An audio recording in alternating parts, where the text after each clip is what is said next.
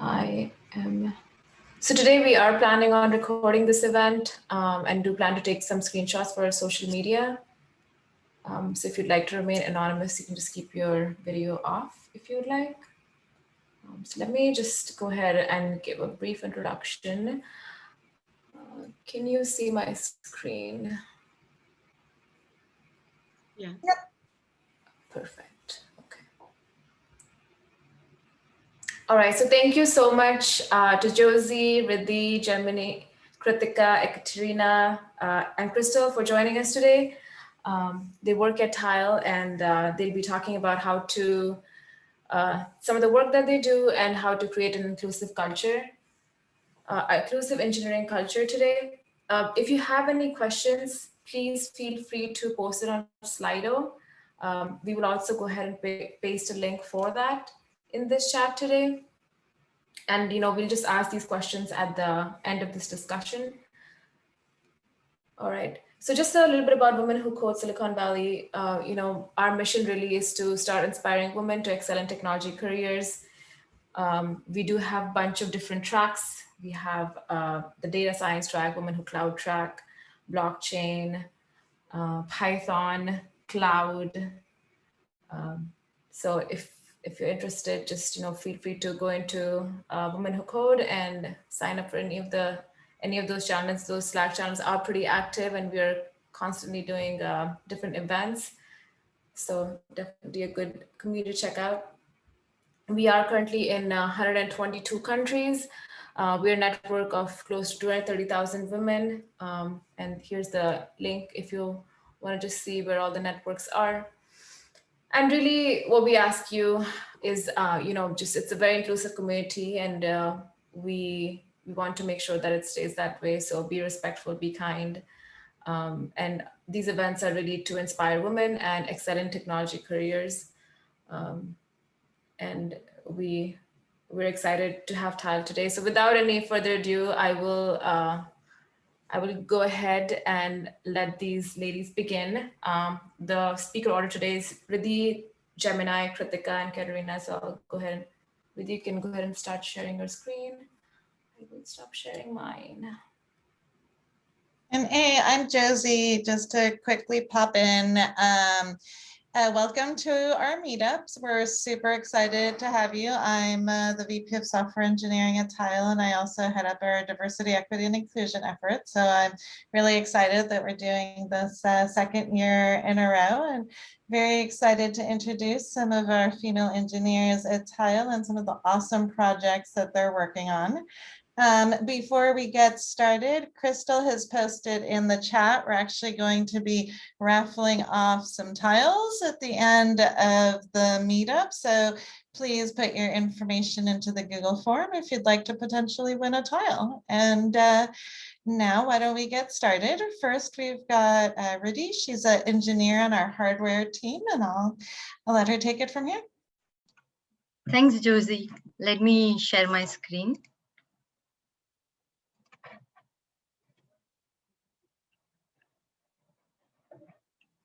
Just hold on.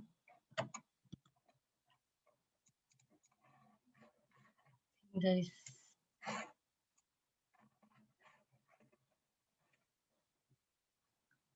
Let me know once you guys see my screen.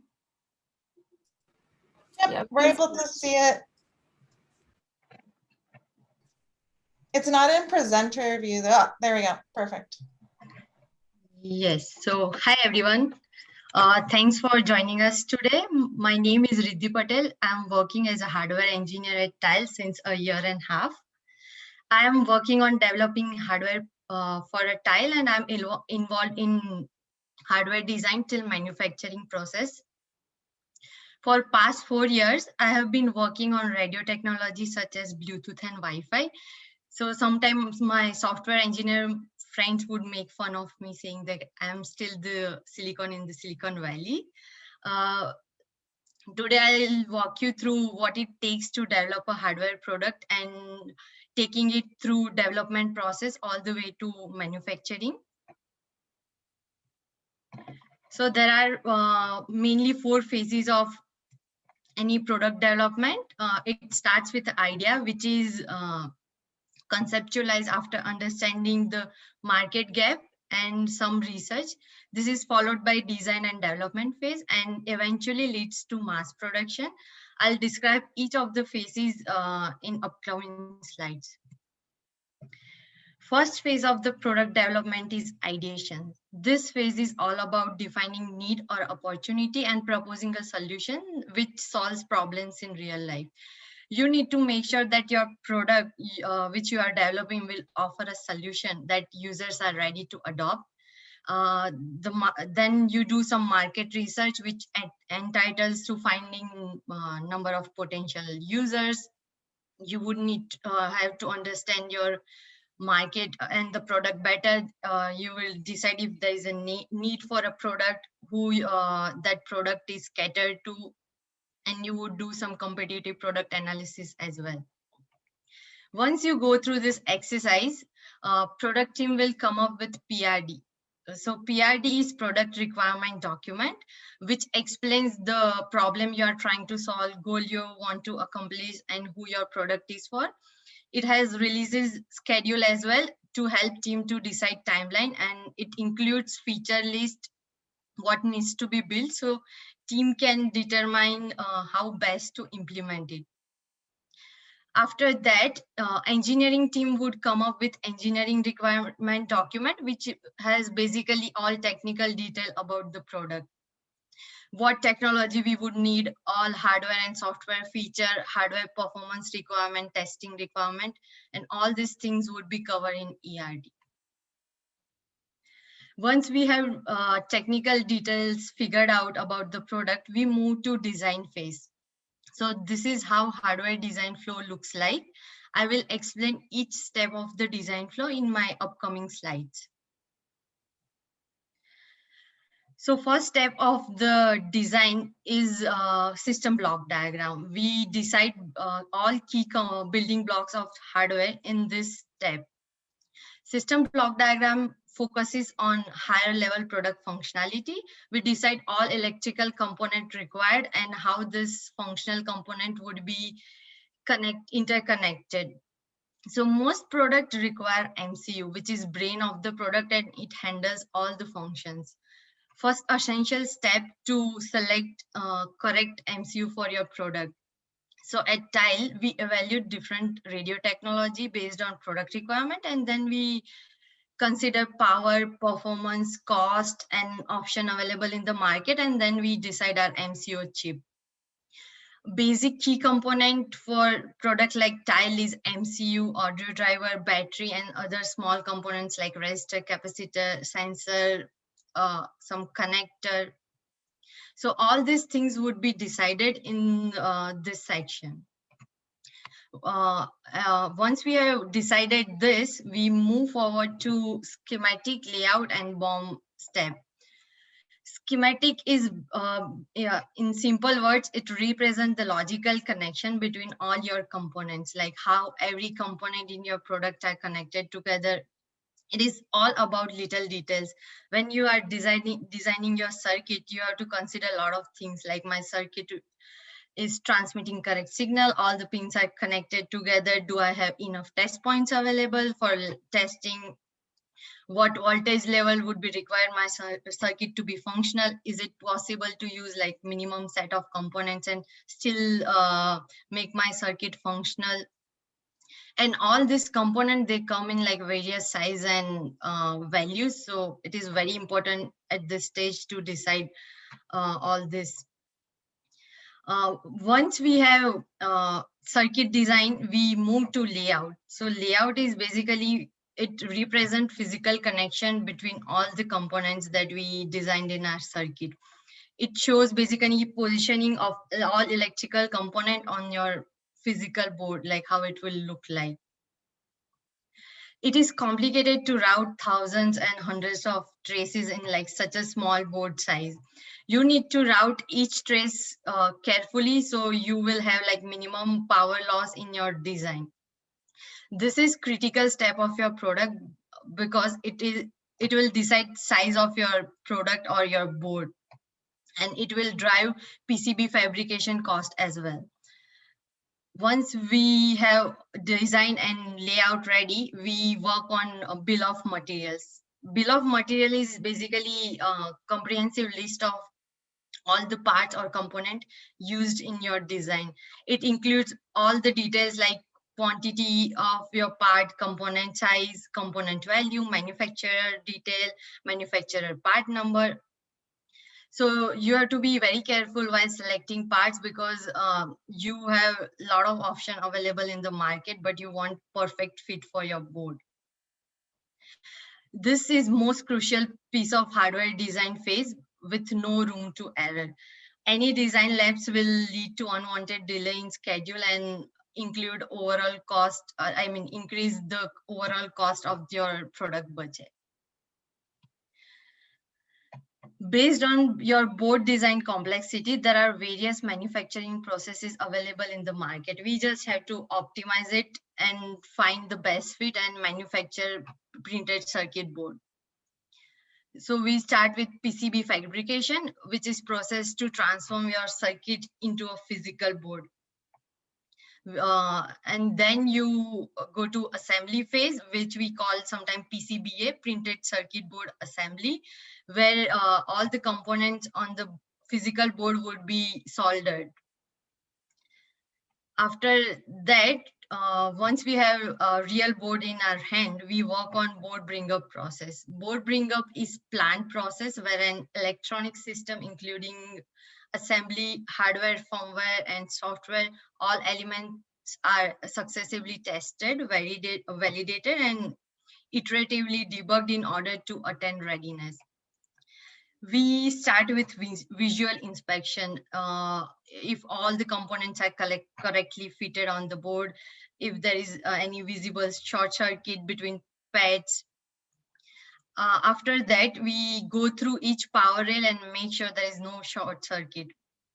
Once visually everything looks correct, we power on board. Basically, we supply voltage and see if correct voltage is getting at some test points, and then we monitor maximum current on the board. We note that if the current is stable or changing. If your current is continuously changing and increasing, then sometimes board would heat up and sometimes it blows as well. So you have to be very careful. Once we pass all this basically your board pass or electrical checkpoint, then you load a firmware on the board. What is firmware? Firmware is piece of code that makes hardware functional. Without firmware, most of the electronic devices won't work. After we load firmware, we check basic functionality of the board and make sure that all the functionality explained in PRD is working basically. Then we once we have like fully fledged firmware ready, we evaluate product functionality and we do some testing on the board. We see if it's transmitting correct power, if the antenna performance looks okay, and the range we wanted is we are getting or not.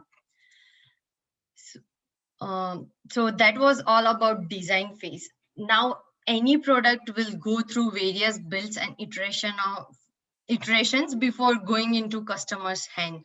So this is a product development cycle. It starts with prototype, then it moving ahead, we have engineering validation test, then we go to design validation test, production validation test, and final stage is mass production. So in prototype phase, we validate proof of concept and make sure that your product functionality looks correct according to PRD. We mostly spend 2 to 4 months in this phase, and then our hardware design looks okay. We go to engineering validation test, where your hardware is finalized, validated, and tested. Here we work on optimizing the design and performance, and once that is done, we basically finalize our design. After this stage, there is no scope of changing the design. After that, we move to DVT. DVT is design validation test, where hardware design is ready and we verify end-to-end operations. Here we work on compliance certification. So some, like every country had different limitation for transmitting power. So we had to pass all these countries, basically pass this to launch your product in the market. So that is done in this phase.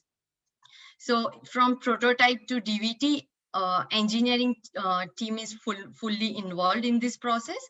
Once we are done with DVT, operations team will take over and they work on production validation test, which is basically they make sure that if your product is ready for high volume manufacturing and your production line is optimized, yield rate is low, all this step would be done in PVT.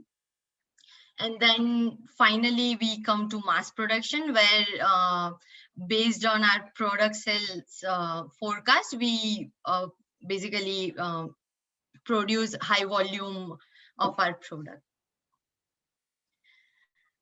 So any product development is highly involved process, and it takes several months of planning, and it's a cross-functional effort where all teams from product to engineering to operation, sales and marketing are involved. I have not mentioned all the teams. There are a few more teams which are involved in building any product.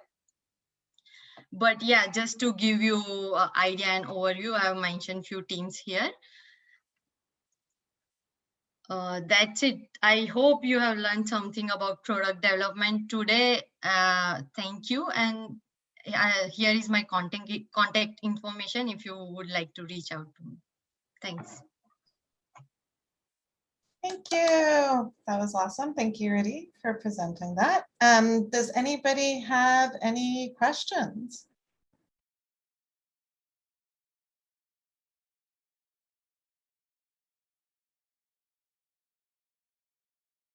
All right, if there's no questions, Swati, who's next? We have Gemini going next. All right, awesome. So next up is Gemini. She is an awesome engineer on our Android team, and I will let her take it from here. Yeah, let me share my slide. Oh, sorry. So everybody can see my slide here. Okay, great. Yeah, my name is Gemini. I'm an Android developer at Tile. Today, yeah, thanks for really give us like the high level, the hardware introduction. And this time I'm going to introduce what's the software solution on the Android app. This is today's outline. I'm going to introduce a little bit about myself and what's the load cycle replacement service on the Tile. So I will give a little like introduction, and then I'm going to introduce what's the Android common architecture pattern and how we achieve this goal on the Tile app. And finally, I'm show the little bit the recording video how the feature look like. Yeah, my name is Gemini. I've been joining Tile a year. Since I started develop Android almost a decade, so my passion is to build like Android application for different area. So it is exciting to accomplish my goal with Tile. In order to make contribution and continue to improve my skill set, I start the Tech Bookclub at Tile. That is the place we can exchange the program language across different teams, since we all come from different professional background. So, and also we can read the book, try to improve our the skill at the same time. Before the pandemic, I would like to join a lot of meetup event. Actually, I always hang out with different people, and also I do a lot of yoga class. Especially right now, I just realized it's kind of routine since we all work from home. before I start my work, I always do like 1 hour yoga. It's helping me to concentrate my daily work. Yeah, and also in the past we have a lot of like climbing group, a lot of stuff. So I hope we can come back soon. Yeah, so today I'm going to introduce lost item reimbursement. I don't know how many folks know this service already at Tile. Tile is not only the Bluetooth tracker, but we also got your money back if you lost your stuff, your personal stuff, yeah, belonging. So how we achieve this service on the Android app. I'm going to introduce the architecture we built on the Android architecture. This is the Android app, what it look like today. First time you download Android Tile app, so you will find there's a place you can subscribe as Premium Protect user. Once you subscribe the Premium Protect user, you will see we have the all detail about the service. We will give you back. We will reimburse me your money up to 1,000. It's pretty awesome, right? So you can just you only have to do just to upload your photo where your tile attach your item, and you have to put down like the item information. I will show the video later on. Oh, sorry. Yeah, so why we need to talk architecture pattern today? I don't know how many people are software engineer. We all have the big problem right now. Since the project getting bigger, it's kind of make your maintain consistency increased, and it's hard to debugging. So we want to make the feature testable and maintainable. So we are going to talk the architecture today. This is the general Android architecture pattern. Most people probably know about the MVC, since this is the first architecture pattern come from software. So what is MVC? Model View Controller. This is the pretty old concept. On the Android side, in the first beginning, we implement most on this architecture pattern. So on the controller, we have a lot of dependency with the model and the view. The problem is on the controller, there's a lot of reference from the business logic and the view logic. So especially it's tight coupling with the Android API. It's become harder to testing your module and hard to modularize your feature as well. Then we come up with MVP, Model View Presenter. It's getting better since the presenter is the only one place to implement your business logic. It's totally separate from your model and the view. So the benefit is you can very easy to test your presenter, and also you can like to modularize with different feature.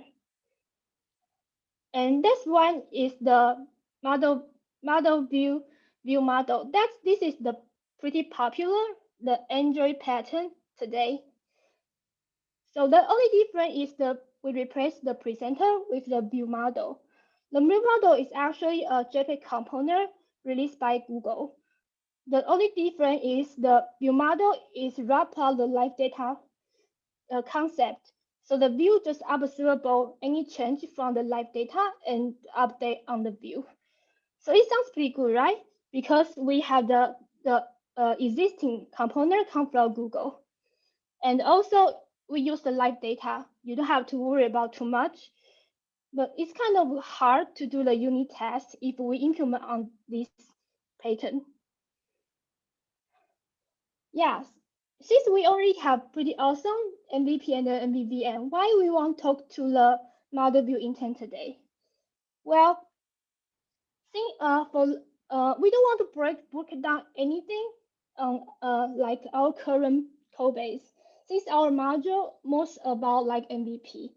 However, we do want to get a benefit from the model view intent.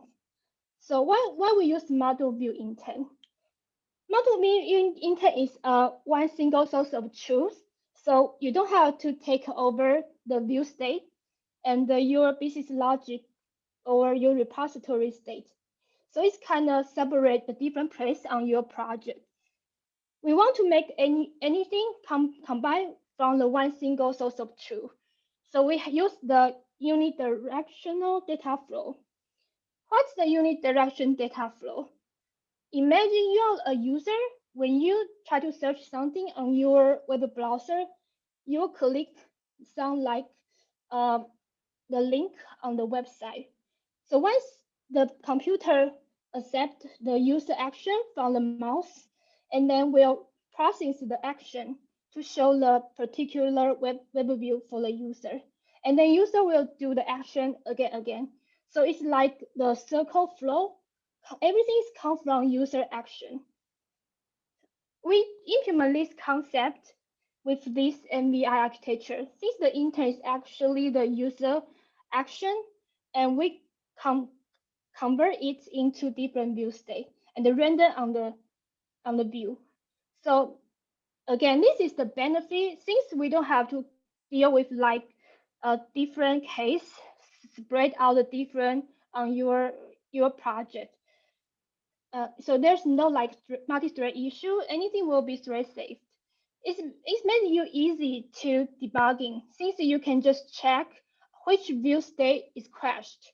You can find out where's the sequence come from the action.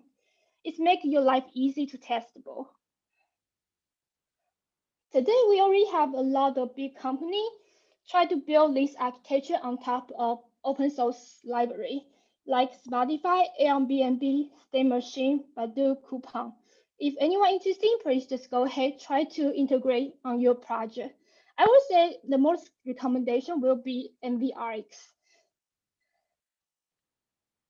Okay, a lot of people just confused. What is the difference like the MVI and the MVP? Since they are pretty similar, the only difference is for the traditional MVP, the presenter just hold the data. The model just hold the data, sorry. The presenter just communicates between the view and the model. So there's no relationship between two of us. They are kind of individual stranger. However, on the MVI, the inter will to convert the old user action with the old view state into a new state. So model is actually combine the view state. So the business logic actually is move on the view. So this is a diagram I just show like for the presenter, just directly trigger the view. Like the view have no idea why they have to pop out the diagram, why we have to show like loading, just do what the presenter asked for. However, for MVI just convert the user action and within the model, and we render it from the old view state to the new view state and share on the view. Android app, how we to build the infrastructure on top of this concept. So this is our architecture diagram. Obviously, we use MVP. So we have a presenter on the middle. We build a single source of truth, their view state on the like middleware communicates between the view and the presenter. The model part, we have this is major like component how we communicate with our servers API and how we to gather location update to with different tile states. So that's our model domain. I'm going to give a pretty simple example to show how we implement this is about business logic with the intent view states. So they say when you activate a new tile, there's no coverage. So we initial the states And then user try to register this tile. They have to put some item information. After that done, user will think, okay, now I can start file clean. However, on our business logic, we will check if the tile has location update in the past.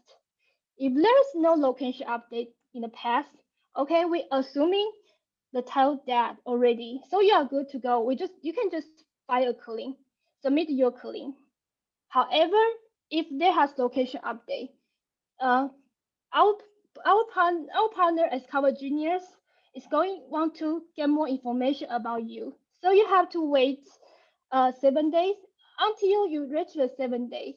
You have to put some like the information, like when you lost your tile and how you lost your tile. It got stored or you lost.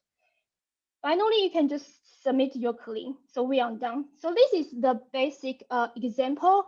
So this is business logic. And on the Android side, we use the Kotlin to define our model with the view state. So here we have our view state. The major class, we have an initial clean, submit clean, and the random 7-day countdown exception. This part I will talk later.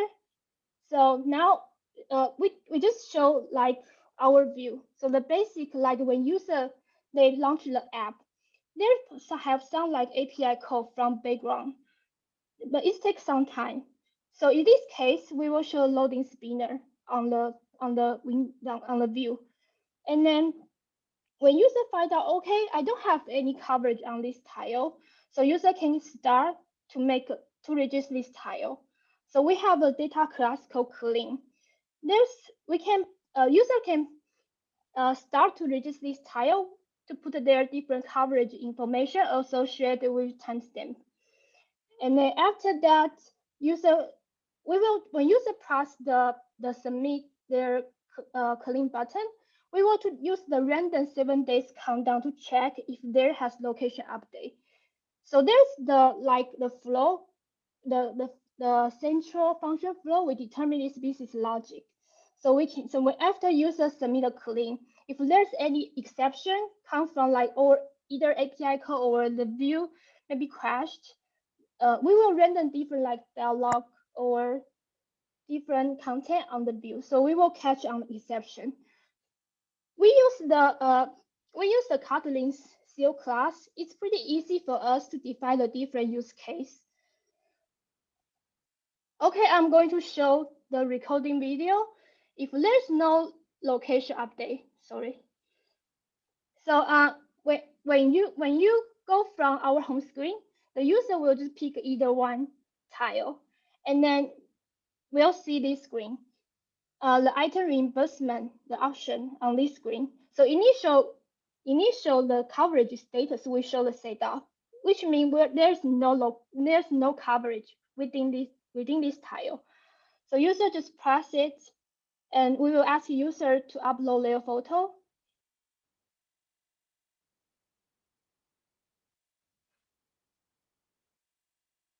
And then just need to put some the item information. This is my car key. So I put the category key and is my Toyota car key. And the key color is black. So it's about $200. So after I register this tile, I just have to submit this clean.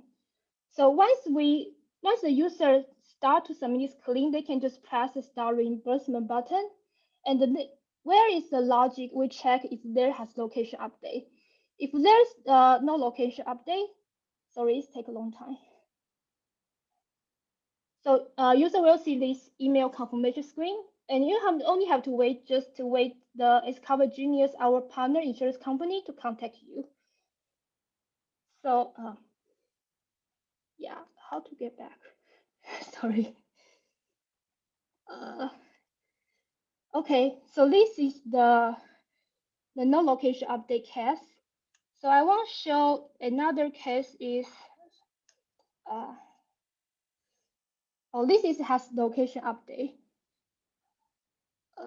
Sorry. let me full screen this one. So everything is the same. In the beginning, when user to register the tile and to put the information. Yeah, since we found there's location update, so finally we will show the 7-day countdown. We will ask you to wait 7 days. Until the user reach the 7 day, you still have to put more like information. I just mentioned like when did you lose your tile, how did you lose your tile? It's got a store or something. Okay. So this is pretty much for the topic. Yeah. So yeah, any question for me? And this is my content information. So we are hiring developer at the Android team. So please send me your resume or contact to our manager. Yeah, welcome to join if you're interested in tile. Yeah, that's it. Awesome. Yay. Thank you, Gemini, for sharing that. That was great. And so, yeah, that was an overview of our Premium Protect project that launched late last year on both iOS and Android. So, yeah, who is next, Swati? We have Kritika next. All right, awesome. So yeah, next I actually want to introduce Kritika, who's a senior software engineer on our backend team. So I'll let you take it from here. Cool. Thank you, Jossie. Let me share my screen. Hi, everyone. I'm Kritika. I'm going to be talking about our backend server architecture through the lenses of our highly scalable systems at Tile. A quick overview about me. I've been with Tile for 4 years. I worked on a lot of cool projects in my time here. We have our own homegrown experimentation framework, which I've been part of building and maintaining. I've also worked on the infrastructure of our product catalog and private IDs and much more cool projects. If I'm not working on these projects, I love baking. So you can definitely find me baking delicious pastries for my friends. So this is the system. I want to give a brief explanation about what the capacity of the system we're going to be talking about today is. We currently support up to 15 million users and handle up to 4 billion API requests in a day. We do this by maintaining a latency of less than 100 milliseconds. We execute about 500,000 queries and keep 27 million items safe within our network. So this is the entire ecosystem, an extensive architecture of what does this. But today we're not going to be taking a deep dive into the entire architecture, but just a part of it. We are going to be talking about the persistent stores that we use for our different use cases and the different patterns that we use within our servers for asynchronous processing. We have two major servers, location servers and API servers. Location servers handle the location updates from our clients, and API servers handle CRUD operations or other features like item reimbursement, which Gemini just mentioned, or our subscriptions or any other features. So taking a closer look at our persistent store, I want to be talking about RDS specifically. The bulk of our data is stored in Amazon RDS Aurora. Most of our data is relational in nature, which is being stored over there. A typical example of the relational data that is being stored would be the details about tiles that are being stored, about our users who use those tiles and the groups that those tiles can fall under, or the clients that the users use to access our tiles, or even the subscription that our users are part of as well. So we use Aurora's cluster system, which means we have more than one servers and nodes. So we have a read replica node, which we use to lighten the load on our primary node, which is our writer SQL. So the engine that is being used is InnoDB, but Aurora gives you a slightly different flavor. They vary in terms of where the locks are taken, the persistent locks, as in when the table level locks are taken, as opposed to row level locks are taken. but it's highly performant because of the node architecture, and it's easier to take down or change our nodes at all without getting the entire system down. Another persistent store that we use is DocumentDB. The use case here is to store catalog data about different products that we have. The situation is, this was already defined and architected in JSON structure. And we were using one single file in memory as a cache to serve this data. The motivation here was not performance, rather debuggability, easier readability, and understandability, as these were our pain points. So since the data was not relational in nature, we did not want to spend more time converting it to be one. So our answer here was the document store.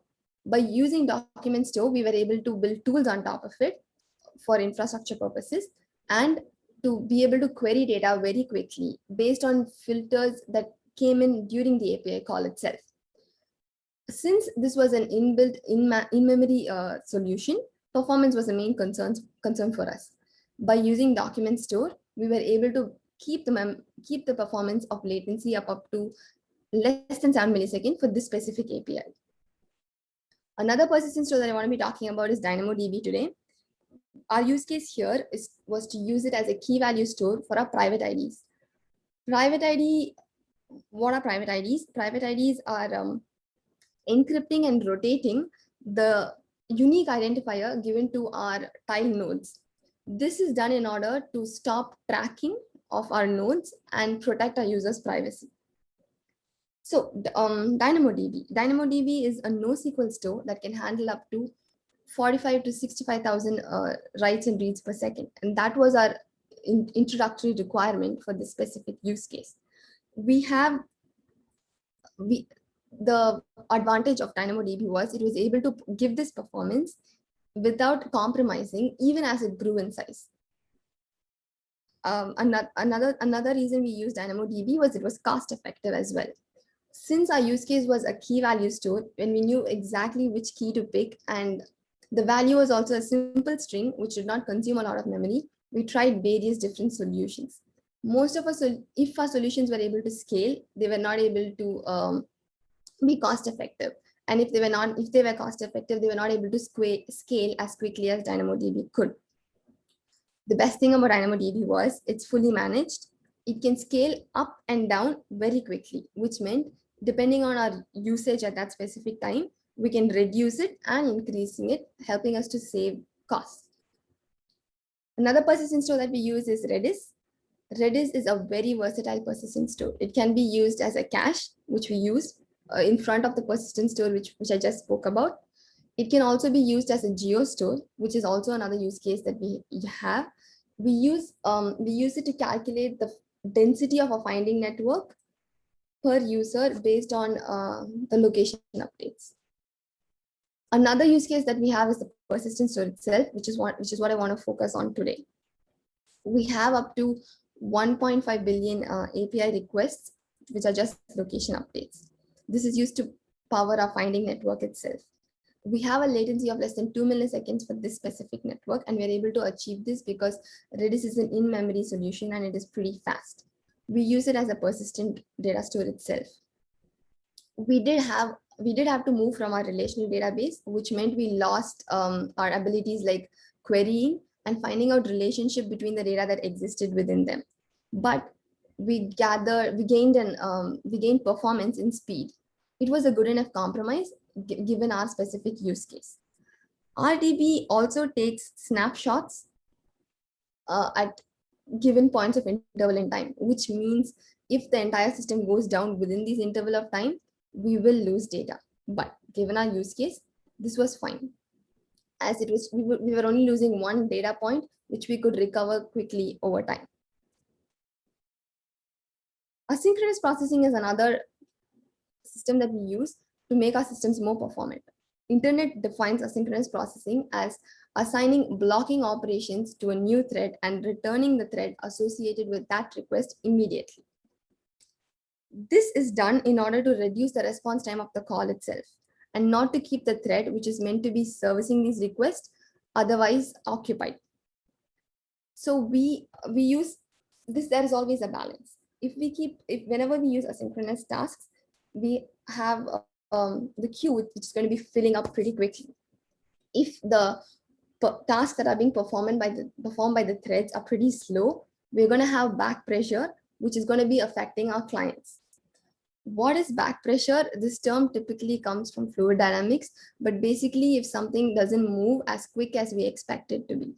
So if our servers are processing requests slower than the speed at which we get the requests, we will be facing back pressure.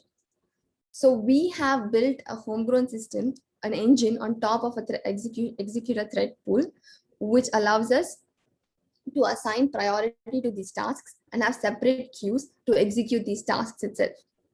We do this in order to avoid starvation, where the highest priority tasks always get serviced, which means the lowest one is starved for resources itself. But there is a disadvantage to this solution. The task itself is not persistent, which means when the system goes down, we lose the task which we were supposed to do. But the advantage here is it's highly performant because it's in memory. We are avoiding the network overhead, and we also have the ability of knowing which task picked up and which task actually finished the task itself. If we want this to be persistent, we have another solution in mind, which we use as kinesis streams. When we have servers which generate events, and then we have consumers which consume these events from our streams and then process them for other use cases. This not only gives us persistence to the data itself, since kinesis is backed by DynamoDB, but also isolation. And since it's isolated and it decoupled from the entire environment, it can have its own release cycle. It can have its own debugging ability. It can have its own tool. So we get all the advantages of a microsystem when we go for this specific solution.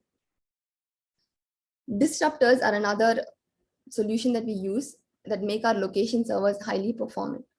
Disruptors are a solution for multiple producer consumer problem. Let me give you a brief overview of what a multiple producer consumer problem is. When we have multiple threads putting in data into a common data structure here, which is a buffer or a queue, and then we have consumers which are consuming them. We don't want the producers to be producing when the queue is full and the consumers to be consuming when the queue is empty. We don't want the resources to stay idle as well as miss the data.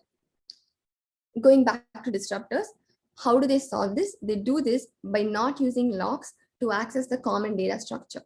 There are three main actors in disruptors: the publisher, these threads which actually bring in the events, and then the events themselves, which is what is going to be sitting inside this ring buffer, and then event processors, these threads which pick them up from there and actually perform the action that has to be performed. Why are disruptors so performant? It's because they use memory barriers. Memory barriers are instructions to the CPU which tells the CPU not to reorder the instructions. An example of that would be a volatile keyword in Java. So coming back to the ring buffer, let's find out why it is more performant. We don't need any locks to access this. It is backed by an array, which means we can predict the pattern of access. So there are two pointers, one which is going to point to the position which is to be written at, and one which is going to point to the position which is to be read at. And since the pattern is predictable, we can always find out which is the next position without locking. So why are we using disruptors here? Disruptors have very low latency. So when we get the location from the clients to the time it gets to Redis, we need to reduce that time. And it needs to get as soon as possible to the persistent store, because we have other features dependent on that. And that is why we are using a solution where the latency is pretty low. So you might have a question as to why use disruptors as opposed to the executive thread pool, which we just saw.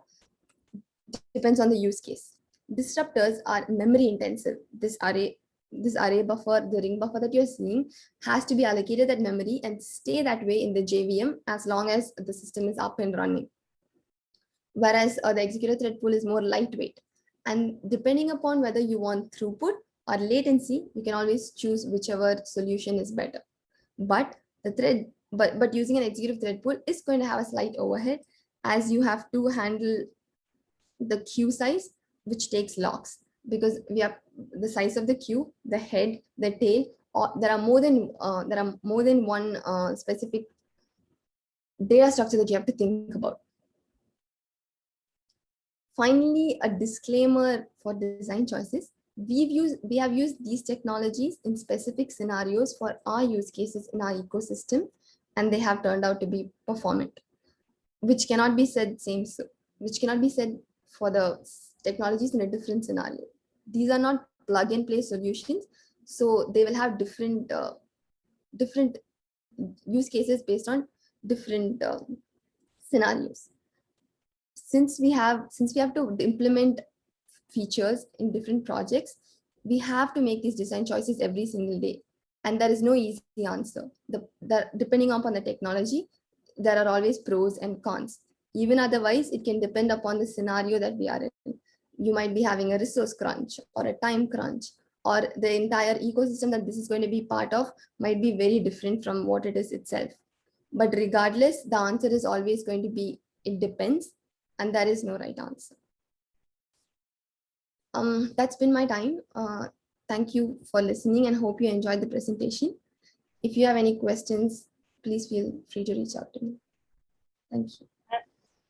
Thank you, Kritika, for that. And so last but not least, we've got Katerina, who's a dev on my platform and Windows team, who's going to talk a little bit about our tile Windows application.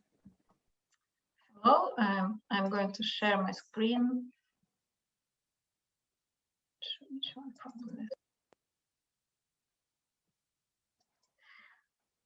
You can see my screen? Okay, hello. Yep. Hi, my name is Katerina, and I am working in the Windows team. I've been here at Tile for a year and a half, I guess. And I was working on the Tile Windows application. And I would like to give you the overview of this application. So let's see what I'm going to cover. I'm going to present and let you know what is special about Tile application as a software-only solution. I will cover power states of the laptop. I will explain why we partnered with Intel company to do integration between application and Bluetooth driver APIs. I will mention why we need laptop configuration, which is done at OEM at manufacturer's level. I will review how activation flow is working high level, explain why we included systray in our solution, and we'll show you how fine laptop experience looks like on mobile client. So let's start. So Tile Windows application is available via Microsoft Store. It is a universal Windows platform application.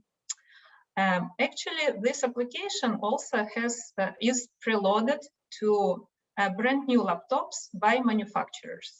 For example, HP at the time of manufacturing will include our application into image, and it will be available for the users when they buy a laptop. So it not only works as a client and allow you to ring user styles like mobile application do, but we also can activate Tile on laptop, so it allows find the experience of our network.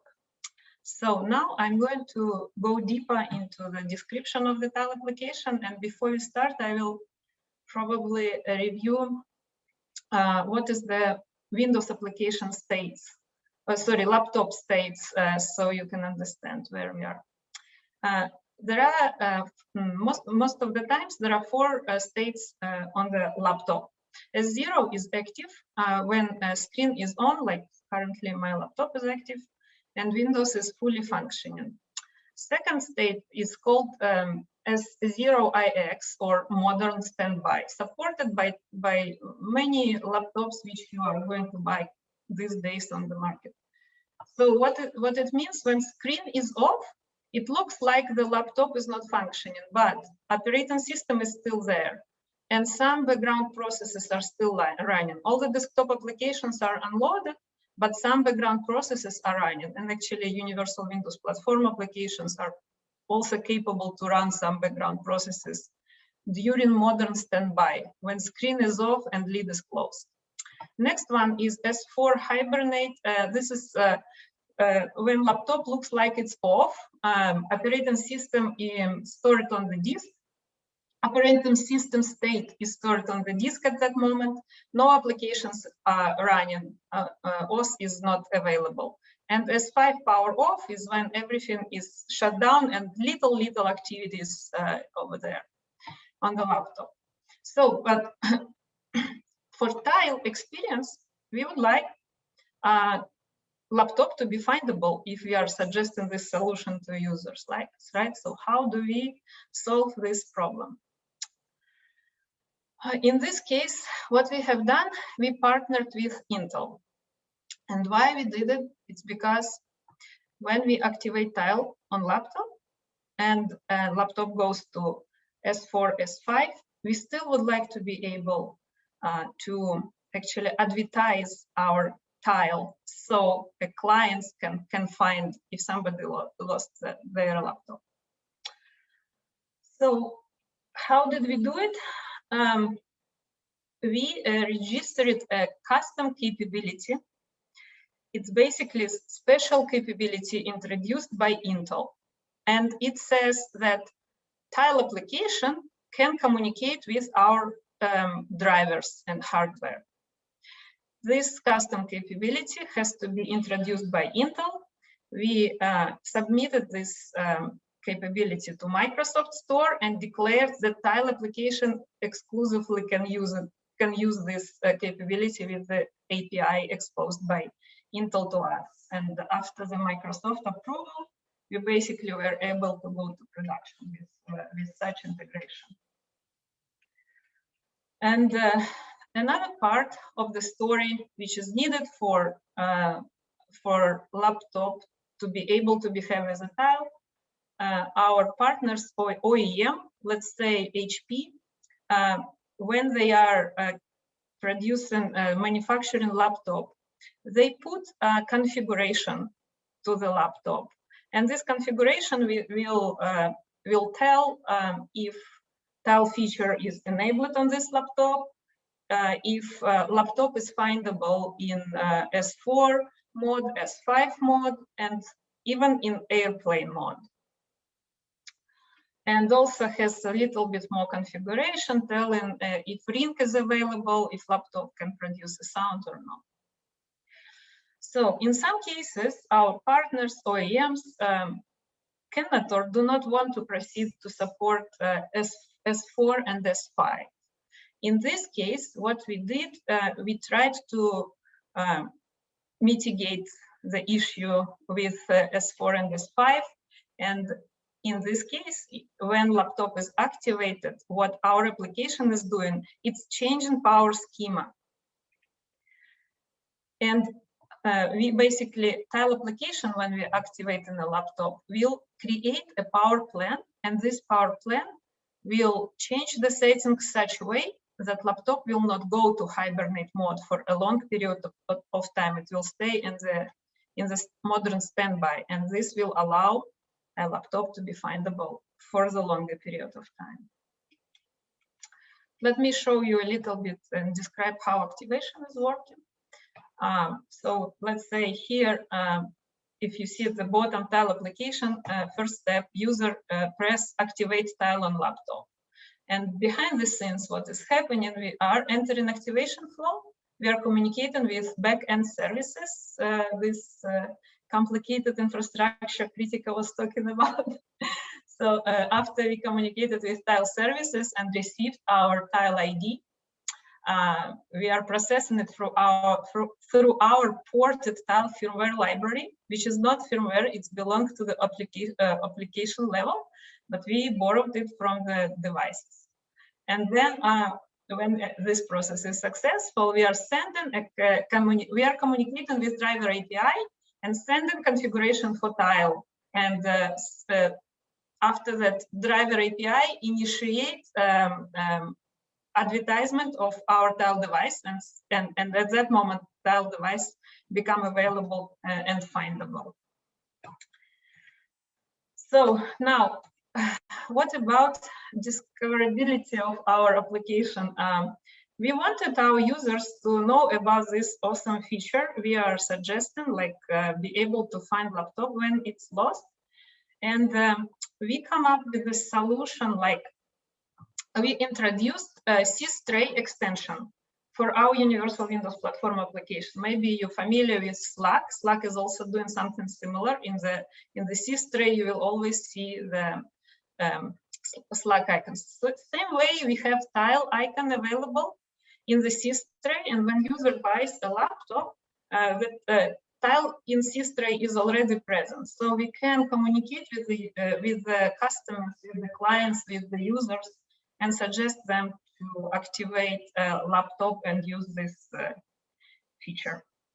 And another use of C-Stray is that it's more powerful in terms of what it can do on Windows system.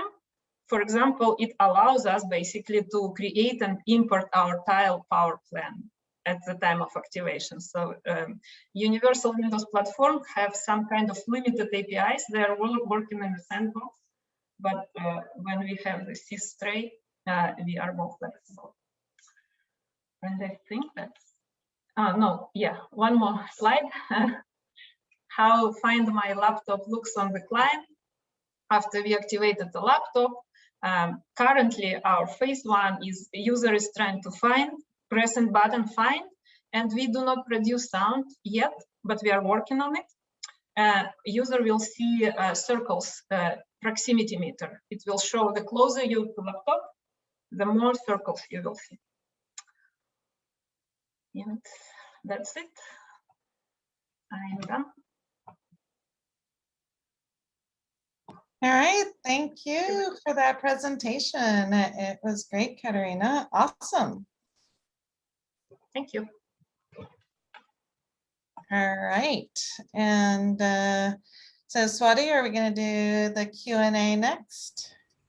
Yes, we can go into the Q&A. Yeah, if anyone has any questions, feel free to just post in the chat here. Or you can just even ask. You can unmute and ask. Did you want me to go through the questions that were in the Slido? There had been some already posted in there before, if you wanted to go through those. Yes. So those questions are actually a little bit more about the how to create an inclusive engineering culture. Mm-hmm. Did we want to touch on that, or? Yeah, I'm happy to do that Q&A now. Yeah. Okay.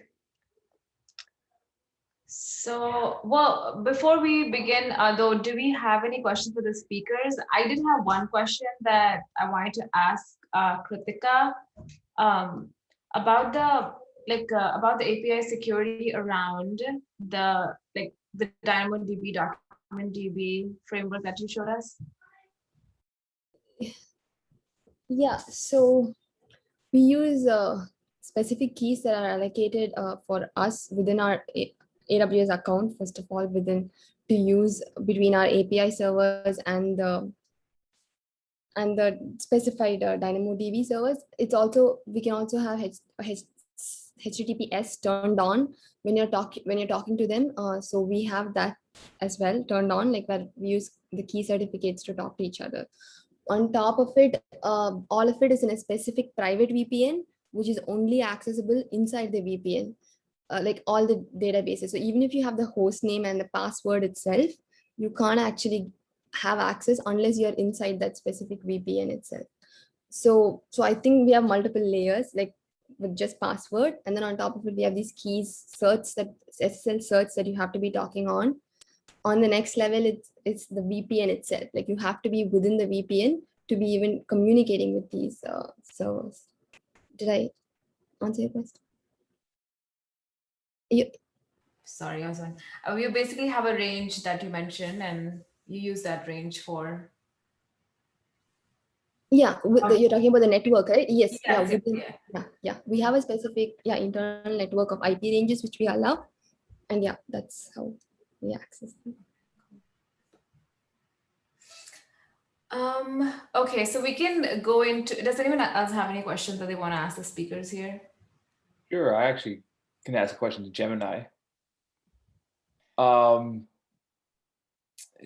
you were mentioning that the MVI and how that works. And I know because in the Java world and in the Kotlin world, it's very procedural. You write your classes. In the React world, it actually works in the MVI kind of architecture where a user makes an interaction, creates an intent, changes the state, and that updates the view.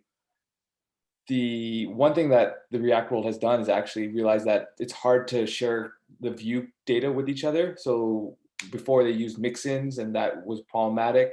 Then they moved over to high order components, and that still is problematic. And they end up switching over to like a functional design and making it declarative. I was wondering, is there anything like that in the Java world, or have you noticed that you guys are trying to, how do you share views between components, or your views, the logic between views? We define like I just showed the CO class, right? We have the view definition with the logic definition. So we make this class like the share unique class, so we can directly inject to make the call on the presenter. And yeah, now we do implement the presenter there, since that's easier for us to do the unit test. However, most people, they just move on to the view, since the view is probably make complex. We still try to try to find out the better way to achieve this goal. We just need a one source of truth, right? So we don't have to separate the different place. Yeah, but I understand what you mean. Yeah. I guess the follow-up, when you have one source of truth, you have two views that access the one source of truth. Okay. Yeah, and then we can do like some like rip out class between the different view as well. The wrapper class between different view business logic. We still can do that. Use different random. I know there's like the open source library like Airbnb. They implement this way. Awesome, thank you. Makes sense. Thank you. Thank you for your question.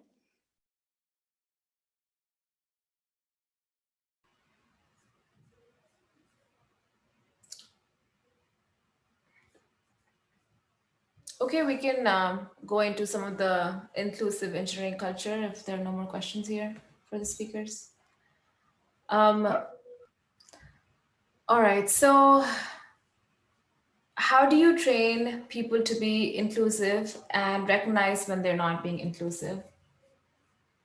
Yeah, so, I think, this is one of these things, like, you can't just do like an hour inclusion or an hour of unconscious bias training and then never like bring it up again and assume that everyone's going to learn it, because, hey, that's not how we learn in general, right? And so a lot of this training that we do really needs to be broken up into small little actionable bits that are actually spread out throughout the entire year for basically any type of training, right? And so the big things on determining inclusion are, is there psychological safety in your team, right? Do you see ideas coming from everybody, or are they only coming from certain people?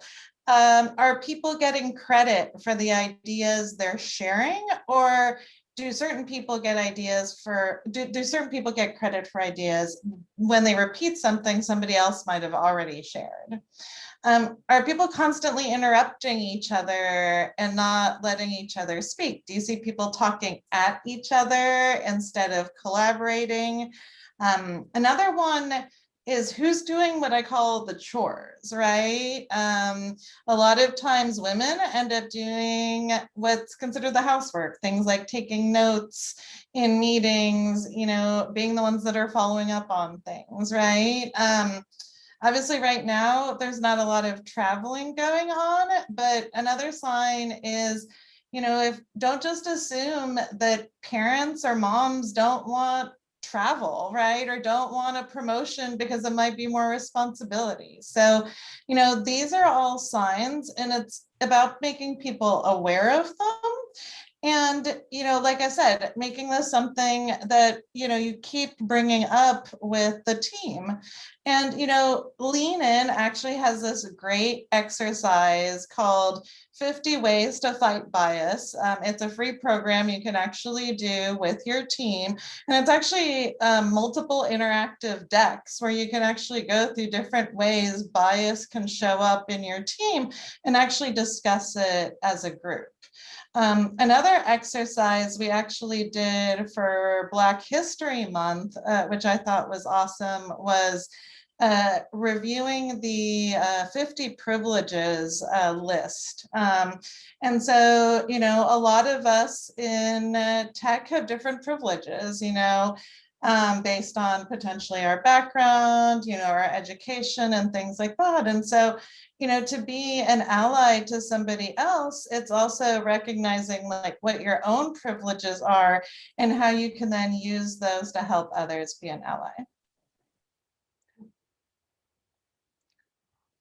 What has Tile done to improve inclusion during this pandemic or the work from home time?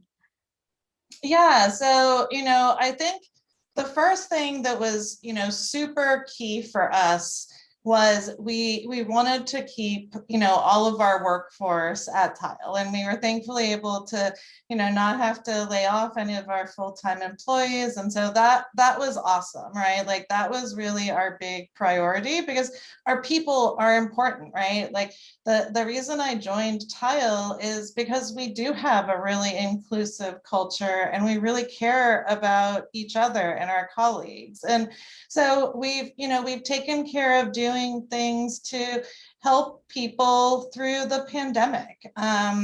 You know, we have no meeting lunch times to allow people to have times with their families.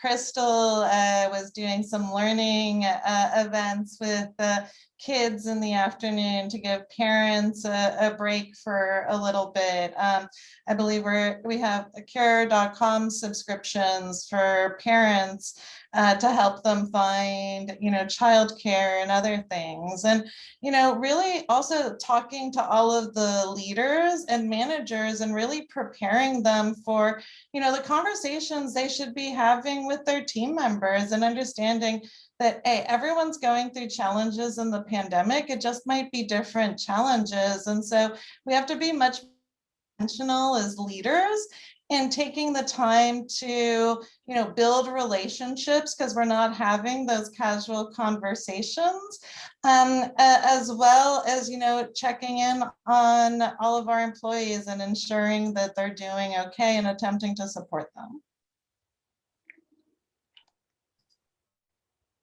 Yeah. There's another one about how do you address a situation where a team member feels discredited often? They feel like they should speak up, but don't want to make the room tense. So, you know, sometimes it can be hard to feel like, especially if you feel like you're the one being discredited, to speak up. And so I encourage whoever wrote the question to either do speak up, right? Have a voice, but sometimes that's hard. And so find an ally, find somebody else who's in that room who you can, you know, confide in and say, hey, you know, I feel this way. Have you noticed this, right? And then see if you can get their support so that when you are discredited or you feel you're getting discredited, they might speak up and say, hey, why don't we give this other person credit? So, finding allies and advocates who will speak for you, and as well as, sometimes people might just not be aware of what they're doing, right? A lot of times this might not be intentional. And so sometimes just by bringing it up and making it about the behavior and not the person, right? And so this is about any type of crucial conversation you're having. It's about saying, hey, look, this makes me feel this way, where this is a behavior. And you're not saying like, hey, you're a bad person. You're saying, hey, could you change this behavior so we can all collaborate better? Yeah, that's a good point.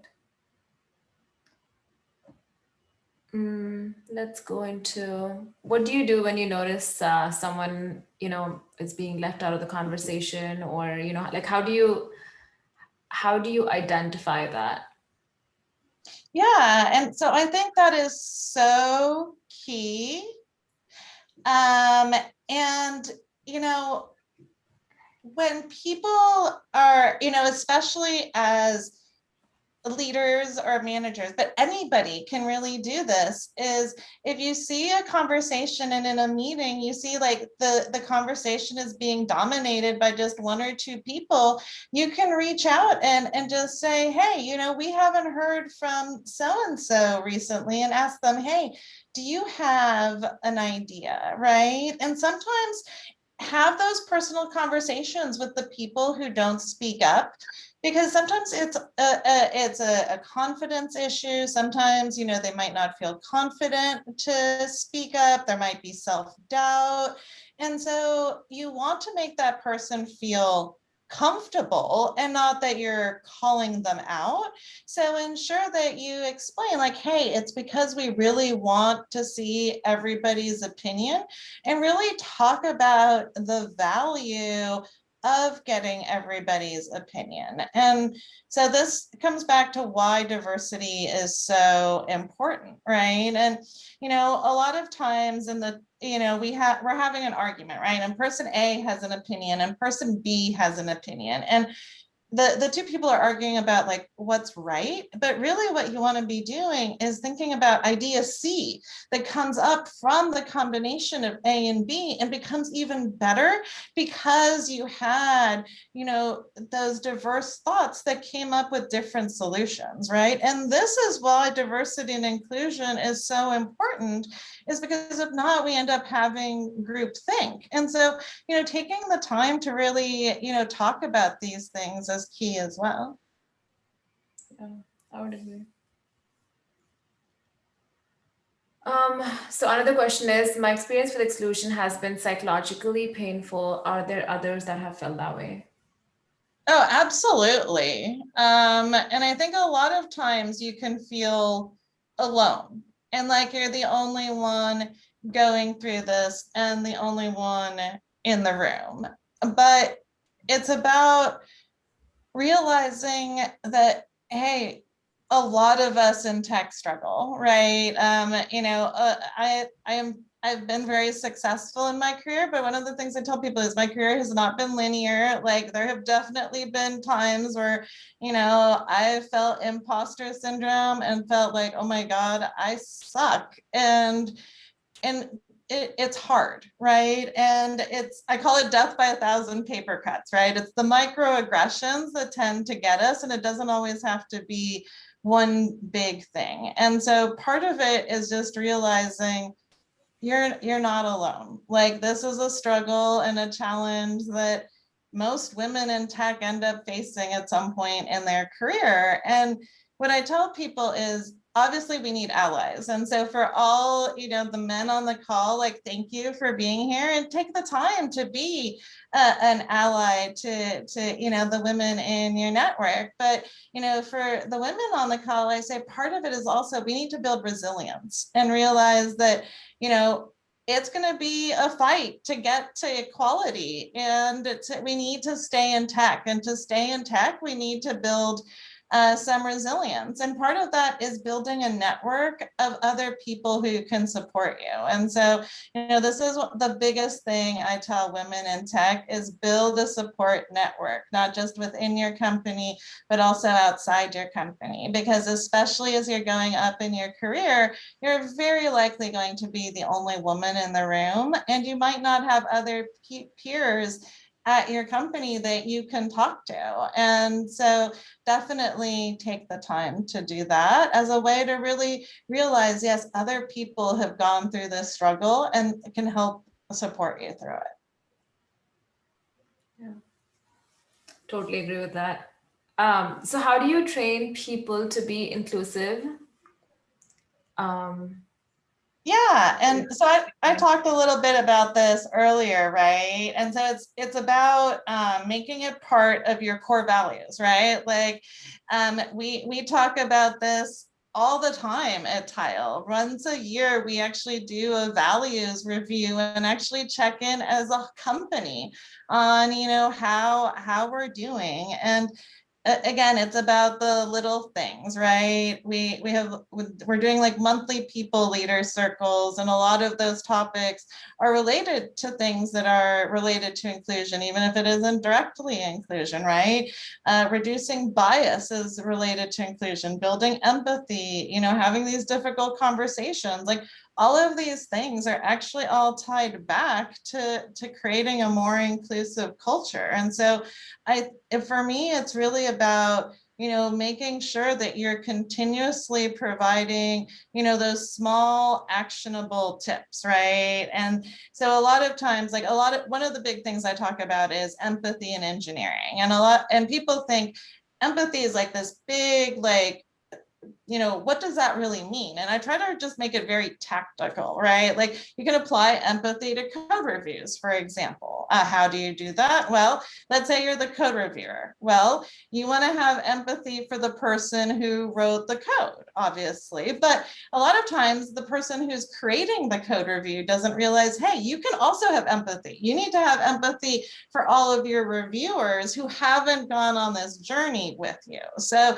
what I tell people when you're about to create a code review, think about the fact that your reviewers don't know all these conversations you've had, and they haven't been on the journey. So what are all the little pieces of nuggets you can provide to bring them on that journey? And then guess what? That turns your code reviews now into something that's potentially valuable for training any new hires too, because it actually has a bunch of the history and documentation of how you've built a lot of your features. And then, for the code reviewers as well, have empathy for the person who wrote the code and realize, like, hey, you might look at a piece of code and be like, oh my gosh, this sucks. But realize that, hey, there was most likely a reason your colleague wrote the code that way. And so instead of starting a question with like, why did you, which always comes off as kind of, confrontational, come at it with from a place of curiosity instead. And so a lot of times people think that they're like, oh, but that just means people are being too sensitive. And it's like, no, like everyone has feelings and emotions, and we want to make sure we're accounting for those as well. We can, we can be polite and kind, but also disagree and not just be nice and polite. Awesome. All right, I think that was most of the questions here, actually. Awesome. And actually, we're almost out of time here. So I had wanted to let Crystal go over the raffle, unless there are any other questions on the call.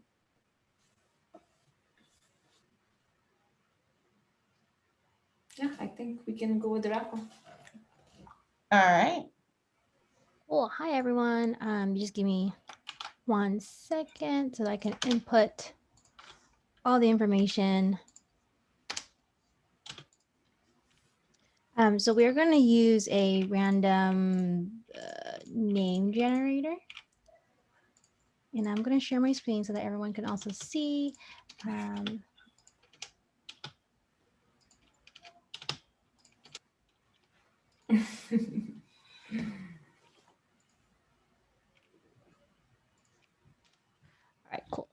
me share my screen. All right. So we're just gonna, oh, that's not what I wanted to do. This is making me so nervous. There we go. Bum, bum, bum, bum. All right, so our first winner, which is our Tile Pro. Tile Pro Yay. is to Brittany for, I'm sorry, I cannot pronounce her name, but to Brittany. And then we have a second pro.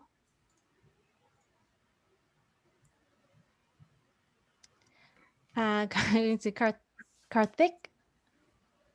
Nice. And then we have our stickers, which is our latest new product.